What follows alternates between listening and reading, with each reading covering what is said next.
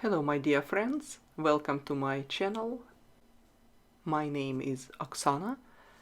This video I recorded a few months back and only today I finally have an opportunity to work on it and record the sound. I am opening Paul Rubens palette, which I purchased from Amazon. I believe it was $35, maybe $38, I do not remember. It's been a while. I knew about this brand for a long time, but I've never used it. I used some other Chinese brand named Supervision, and I liked it then. I'm not sure how that paint lasts in a tube. I watched some not very positive reviews about it. If you search YouTube for Paul Rubens reviews, you will see that most people leave positive reviews. Most people like this brand. And I don't know, are they ambassadors of this brand? Are they paid for these reviews? I have no any kind of interest in promoting this brand besides my curiosity. And mainly what sold this palette for me is the box. It is a little bigger than similar boxes of other brands. I really like this mixing area. It is so deep. The general design looks like every other brand. Maybe it's a little bit deeper. I have to tell you it is heavier than other brands. This type of palettes meant for plein air, and I cannot imagine myself holding this palette in my left hand more than 5, maybe 10 minutes. It's way too heavy. Maybe in the future I can make it lighter if I'll remove this part. And very often in a palette this is actually main weight. The bottom seems straight enough, and eventually I can replace this metal part with a number of full-size wells. For the comparison, let's look at some other palette. This is Ukrainian brand Rosa Gallery, but the box itself is standard. Even on a video you can see that this box a little bit smaller. What I don't like that this part is kind of loose. The box itself is lighter than Paul Rubens, much easier to hold in a hand, but because that center metal piece is loose, and once during plein air painting, when I held this box in my hand and I turned around for some reason, didn't watch position of the palette in my hand, and this loose part fell out. So that was unpleasant. And you see the bottom. Because all that design, you cannot really comfortably fit in other wells, other paints. I talk more about the boxes right now.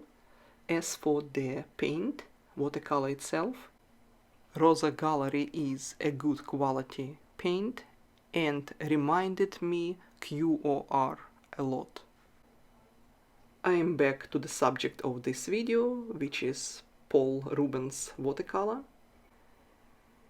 In general, I like this box because it is sturdy, because it is deep, because it has nice mixing areas that I could use a lot of water in my painting, which I often do. Right here in the brochure they show different colors that it comes with. Mine is, as you can see, green, and it has some sort of texture, and I assume it will prevent it from slippering. I can see only two negatives. One of them, as I said, is the weight of the box. It's way too heavy. And another one, the holding ring on the bottom. Problem is that ring is slightly bigger, slightly thicker than little legs on the bottom. As a result, this box is a little bit unstable on a flat surface. I had to buy some small rubber buttons that I could glue to the bottom, and it solved this problem. The mixing area has different texture. The side on the right is more smooth, more slippery than the flat side. In a few seconds I will start making swatches, and just to make it easier to see, to compare, I already scanned the advertisement from the brochure with the swatches. Real swatches always look different than printed swatches. First actual swatch that I make, it is light yellow lemon, PY3. It is semi-transparent. The second swatch is cadmium yellow hue, PY151. It is also semi-transparent. Actually, in this palette, out of 24 colors, only 6 are transparent. And what I found strange and interesting at the same time, that white is transparent. On the name it says opaque white, but then in transparency it says transparent. Some sort of oxymoron. I'm starting on Indian yellow. It has two pigments, PY110 and PY154. And it says here that it is opaque. Next color looks like skin tone. It is Naples yellow. It has three pigments, white, red and yellow. I will not even go into details. By the look, it doesn't look to me like watercolors of other brands, and by the feel, it does not feel like watercolor. I actually feel like I'm painting with like kids' tempera or gouache. This color is orange, one pigment, and next will be cadmium red hue, PR255. As far as I know, hues are not genuine colors. It could be some kind of dye that looks like cadmium red. Next color is carmine, PY19, semi-opaque. In next will be magenta, also semi-opaque, and it is PY42. I took a little break and quickly looked up on Amazon how much this palette, and right now it is close to $50. I think it's too much for what it is. Even that they are bright and seems nice colors, except this one. What is it? It is violet, PY16. No matter how much I try, I cannot get enough of it on my brush to paint. It says that it's based on Gummy-Robic, but I don't understand why I cannot dissolve it and get it on my brush. So what I was saying, the paint itself is too expensive for what it is. However, the box is very nice, and I looked up some other boxes, empty boxes, similar to this one, and they do cost $40 to $50. So if you're looking for nice and not very expensive watercolor box, this box is excellent. And I am saying not very expensive because I keep in mind boxes like from Craig Young, which is $500, this size box. And I know one other brand. I think the name is A Little Brass Box. They make similar style boxes, and I believe this style calls Robertson style watercolor palette. And they come in a rectangular size like this box, or in a square size. And the price is $500. The next color is my favorite color, indigo, and it is transparent, which is wonderful. The next color will be ultramarine, and it is semi-transparent color at this palette. I would like to share my thoughts on semi-transparent watercolors, opaque watercolors, semi-opaque watercolors. What I see that many of us, almost everybody actually, watercolor artists have to work very hard to learn to paint light, fresh, and transparent watercolors. And if in our palette we almost do not have transparent watercolors, more likely we will not achieve that lightness that we want, that freshness that we want. So the biggest question is what we want to paint and how we want to paint. If somebody enjoys coloring some kind of watercolor coloring book, like painting by numbers, then semi-transparent and opaque watercolors are just fine for that.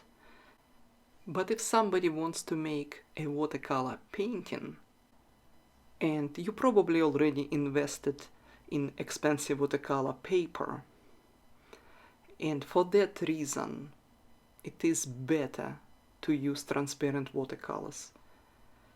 Maybe somewhere in the end, when you add a little bit lines, dots, dashes for details, that little calligraphy, you can use opaque watercolor. But majority watercolor paintings are painted with transparent watercolors.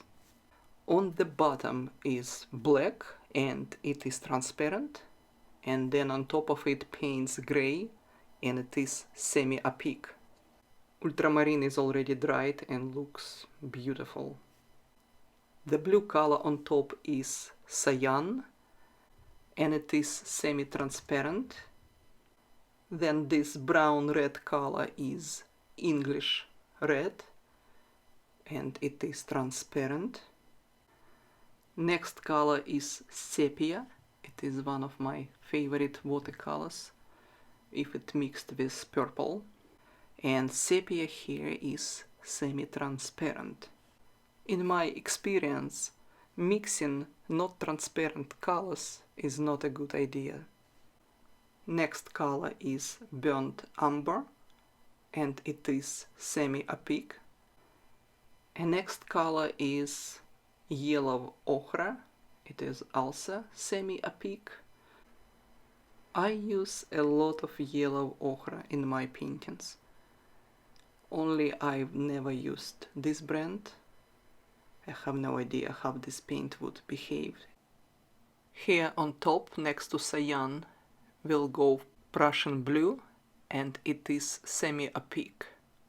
The only good explanation to so many semi-opaque and semi-transparent colors in this palette I can give because it is a Chinese brand.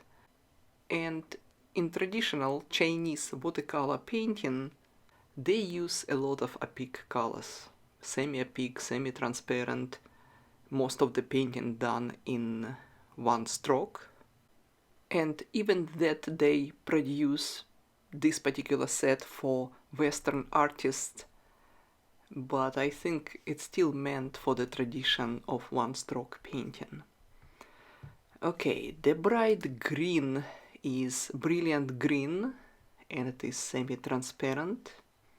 Then this beautiful bright green color is May green and it is also semi-transparent.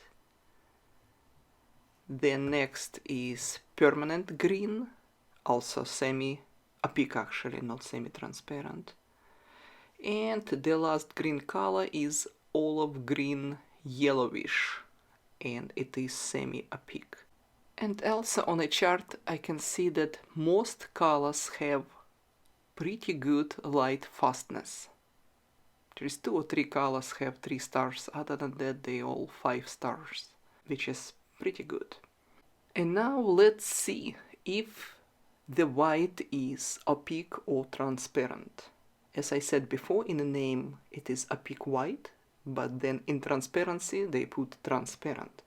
I'm creating this little black area with a marker just in case I'll dry it. Don't want to have any chances. And I'll paint on top of it with white and we will see if we can see black square through white, then it is somewhat transparent or semi-transparent. White color cannot be transparent, I have to tell you. I could see like semi-opaque, let's say. I'm covering it with white and it is obviously opaque white color. I do not know why they said that it's transparent in transparency. What else I can share with you about this paint? What I noticed, it dries very fast, almost under the brush. It could be good, it could be bad, depending on your style of painting. I hope that my honest review was useful for somebody. As I said before, I would not buy this set for the colors, but I would buy it for the box. And with this said, I am saying goodbye. I wish you all the best in your art and come back to my channel for more videos. Goodbye.